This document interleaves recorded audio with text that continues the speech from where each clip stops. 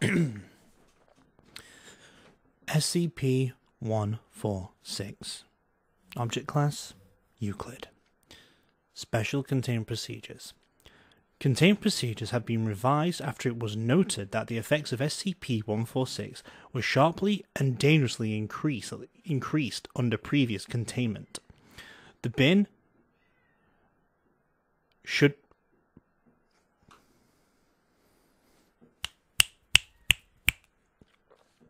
SCP-146. Object Class: Euclid.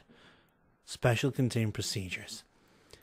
Containment procedures have been revised after it was noted that the effects of SCP-146 were sharply and dangerously increased under previous containment. A standard 1/2 meter cube secure storage bin. The bin should remain free. However, should a researcher wish to test SCP-146 at high intensity, Level 3 clearance is required for any personnel wishing to enclose or cover SCP-146 for a period exceeding 2 days. During normal storage, SCP-146 is to be kept on a marble pedestal in the storage room. SCP-146's standard storage room measures no less than 20 square meters, with stuccoed walls and a ceiling painted to resemble a clear daytime sky. The room is to be kept well lit at all times, furnished with an assortment of potted plants, and decorated in the style of late Republican period of Rome. Experimentation with different interior styles has shown that SCP-146 seems to prefer this arrangement and to have aesthetic preferences consistent with the aristocracy of Rome within that era. While this containment is standard, research with clearance level 2 or higher may experiment with different containment settings in order to modify the effects of SCP-146. While SCP-146 is non-motile and therefore requires little security itself, personnel entering its containment area or handling it in any way must not make eye contact with SCP-146.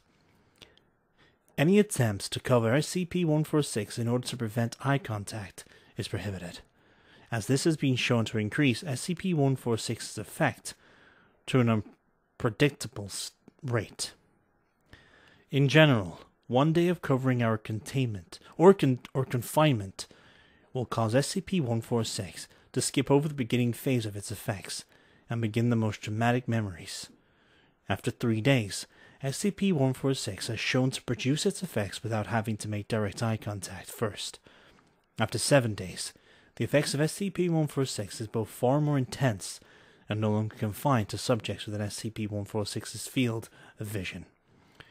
Researchers in an adjacent room were affected, and one was permanently left traumatized. Permission to experiment beyond 7 days is denied by order of the O5.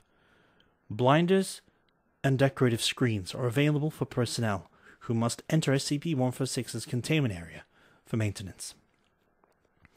Description: SCP-146 is a hollow bronze head, apparently a fragment of a complete statue or bust, depicting a crowned young woman, or perhaps an effeminate young man.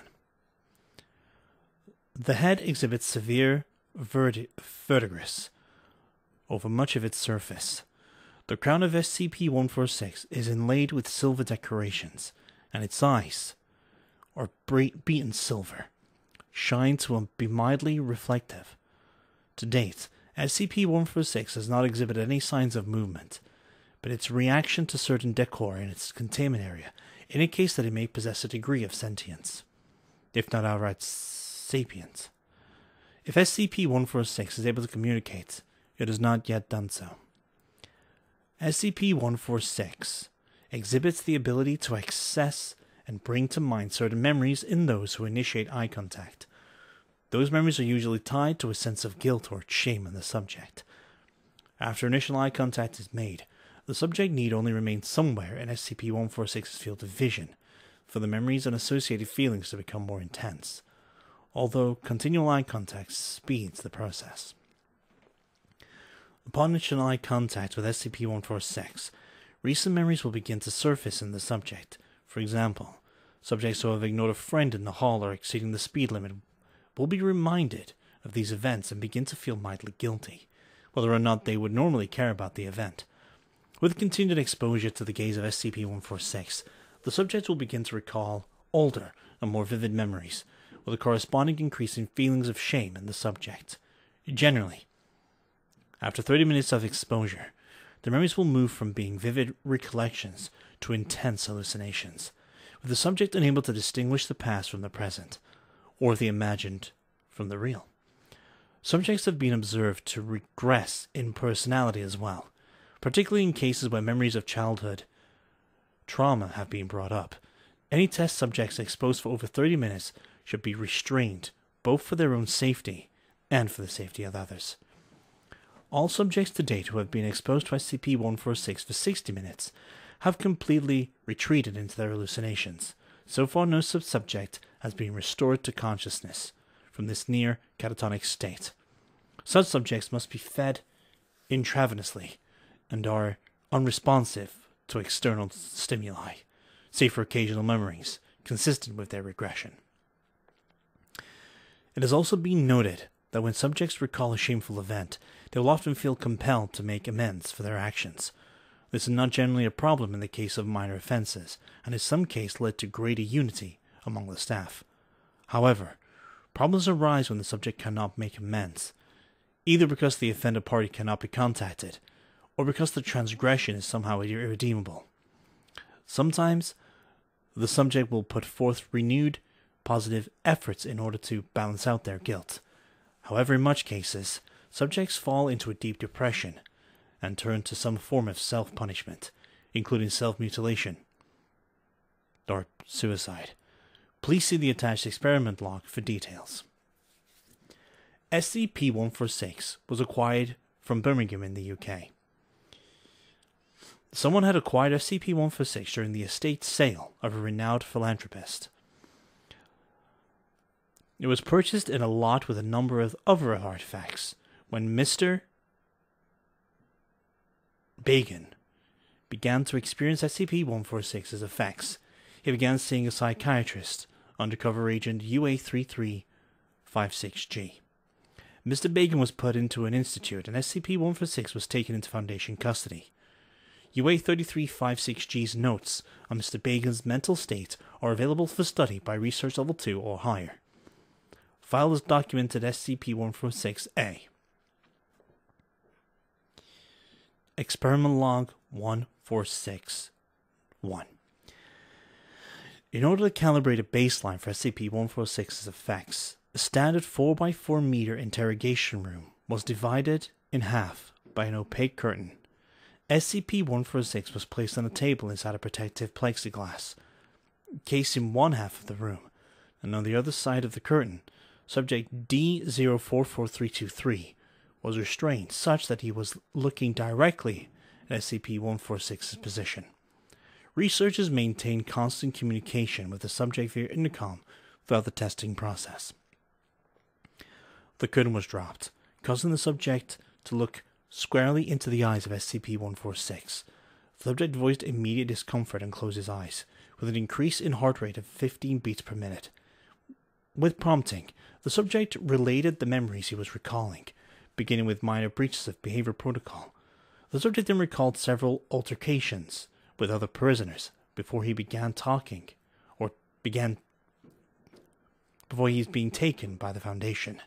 He looked at a particularly graphic description of his killings. Researchers noted that as time went on, the subject became more cooperative, and his speech patterns changed, resembling someone undergoing therapeutic hypnosis. After 15 minutes, the subject's speech had become slurred, and his EEG pattern showed similarities to someone experiencing vivid dreams. The subject entered into one half of a dialogue, which culminated in his trying to break his restraints. After several minutes, the subject ceased thrashing and began to cry. The subject started begging, apparently someone his hallucinations, Stop. Take it back. Don't. I won't do it again. I'm sorry. I don't want to. Not again. Stop. Please. This behavior continued until after 54 minutes of exposure to SCP-146. Subject's vocalizations halted and his EEG showed signs of consistent with coma. After an additional hour, no further effects were observed, and the subject was removed and euthanized. Post-mortem examination of his brain noted abnormal levels of serotonin and melatonin, which neurology described as indicative of self-harm. At this point, SCP-146 was being kept with the other artifacts purchased at auction, because it was not yet known that the effect was confined to SCP-146 alone. This was theorized that containment approximated favorable containment and therefore kept SCP-146's effect as its base strength. Experiment Log 146-4. The first experiment conducted after it was determined that SCP-146 consisted only of the bronze head took place after SCP-146 had been moved to a standard 1/2 meter cubed storage bin, where it had remained for 2 days. Subject D044784 and SCP-146 were placed on opposite sides of a curtain in a standard interrogation room, as in previous experiments. The subject was restrained, as in previous experiments too. When the curtain was dropped, the subject reported an immediate headache and began to cry. The subject's heart rate jumped to 180 BPM, but then dropped rapidly to 40 BPM, and the subject lost consciousness.